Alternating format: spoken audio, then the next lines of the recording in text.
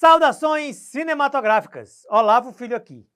Hoje nós vamos falar sobre uma das gratas surpresas desse ano que eu já posso dizer está na lista dos meus 10 filmes do ano, que eu vou falar lá no finalzinho do ano. 24 Horas no Limite. Ele não é apenas um filme sobre automobilismo. Ele é um manifesto, é um experimento sensorial, é uma tentativa quase suicida de capturar a obsessão humana pela velocidade, pela permanência e pela transcendência. Os irmãos André e Salomão Abdala criaram algo raro no cinema brasileiro, uma obra que pensa menos em contar uma história e mais em fazer o espectador se sentir fisicamente em uma experiência. E é justamente por isso que o filme divide opiniões. Alguns enxergam um marco técnico revolucionário e outros um mero espetáculo vazio emocionalmente. Mas talvez a verdade esteja exatamente nessa contradição. 24 Horas no Limite foi o filme mais arriscado da história do recente cinema brasileiro, pois ele nasceu em um território perigosíssimo para o mercado nacional. Ele ousa em ser documentário híbrido sobre automobilismo, totalmente filmado para o formato IMAX, usando uma linguagem experimental, sem nenhum autor famoso e usando uma narrativa muito pouco usada. E isso é praticamente o oposto do que o mercado brasileiro costuma financiar. E apenas 8 pessoas estão envolvidas em toda essa produção. Mesmo sem ainda termos os números públicos oficiais de orçamento e bilheteria até agora, o projeto já representa uma vitória industrial por vários motivos. Foi o primeiro filme brasileiro concebido para o IMAX. Só isso, minha gente, muda a percepção internacional do cinema nacional. O IMAX não é apenas um formato, é um selo de legitimidade técnica. O cinema brasileiro sempre nos entregou dramas sociais, comédias, filmes de favela ou cinema político, na maioria de seus lançamentos, mas raramente exporta experiência cinematográfica. Quase nunca. 24 Horas no Limite tenta entrar no mesmo território de Top Gun Maverick, Ford vs Ferrari e Rush, sem nenhuma presunção nem falsa modéstia. E isso tudo com orçamento de cinema brasileiro. A associação com a Porsche Motorsport não foi apenas para efeitos de marketing. Ela transformou esse filme em uma produção de conteúdo premium automotivo e também em um produto de nicho internacional. E isso abre possibilidades futuras para o mercado de streaming internacional e para o circuito de festivais automotivos, que é competitivíssimo, falando em experiências IMAX. Eu ouso dizer, até que financeiramente, talvez esse filme não precise virar um blockbuster tradicional. Na minha opinião, ele já é um vencedor, porque abriu o mercado brasileiro para esse tipo de produção e criou uma reputação de que sabemos fazer uma coisa bem feita, ao provar a nossa capacidade técnica. As cenas são incríveis desse filme.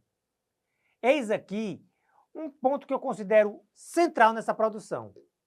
Muita gente criticou o filme porque esperava um drama esportivo clássico, mas 24 Horas no Limite não quer ser, nem é um filme sobre isso. Ele quer passar o seguinte para o espectador: sensação, ansiedade, fadiga, ruído, adrenalina e desorientação. Isso mesmo, desorientação. Vários críticos concordam em uma coisa: o som desse filme é extraordinário. E isso faz todo sentido, porque Le Mans não é apenas visual.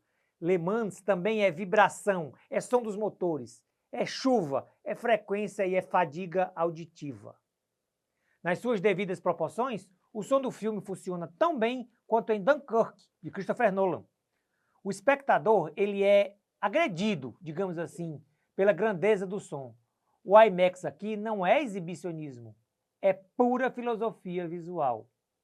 A escala gigante do IMAX transforma carros em projéteis, chuva em ameaça existencial e velocidade em vertigem.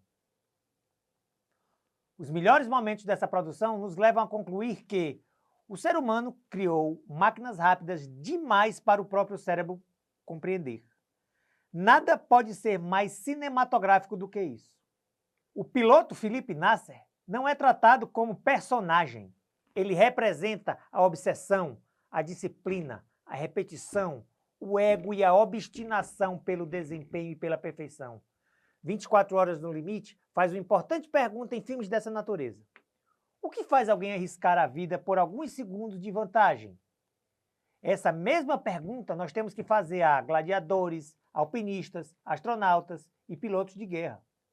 24 Horas no Limite provou que o Brasil pode produzir cinema técnico de altíssimo nível, pode competir visualmente, pode criar uma experiência premium, jamais vista em nossos cinemas. E vai sair do eixo da novela social, abrindo assim portas para o cinema esportivo brasileiro e o cinema IMAX nacional. Até mesmo as falhas nessa produção são importantes. Porque se você ousa, você erra. E amigos, defeitos ambiciosos valem mais do que acertos covardes. Um resumo da ópera: 24 Horas no Limite não é mais um filme sobre carros. É também um filme sobre homens tentando vencer o tempo e seus próprios limites. Le Mans dura 24 horas porque ela simboliza uma vida inteira comprimida. E os pilotos correm nesse que é um dos maiores desafios automobilísticos mundiais, porque querem provar algo impossível, que o caos pode ser dominado. Mas quase ninguém consegue controlar isso, porque o carro quebra, a chuva cai, o corpo falha e a mente cansa. E o mais impressionante e humano em tudo isso é que eles continuam, eles não desistem. 24 Horas no Limite não é um filme perfeito, mas é a imperfeição que eu admiro, a imperfeição ambiciosa, pois em alguns momentos ele tenta ser drama e tenta ser pretensioso um pouquinho demais. Mas, em compensação, ele é revolucionário tecnicamente. Ele cria uma imersão poucas vezes vista. Ele dá novos ares ao cinema brasileiro em um cenário dominado por filmes seguros, previsíveis e algoritmizados. 24 Horas no Limite escolhe correr o risco real, exatamente como é em Le Mans. E talvez por isso que esse filme tenha chamado tanto a minha atenção. Minha nota para esse filme é nota 9.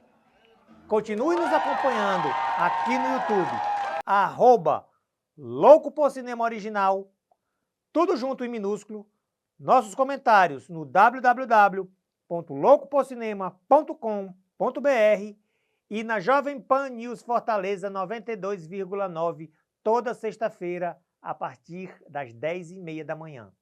Não deu para ver na sexta? Não se preocupe, porque tem reprise nos sábados, ok? Fiquem todos com Deus, até os nossos próximos encontros e corta!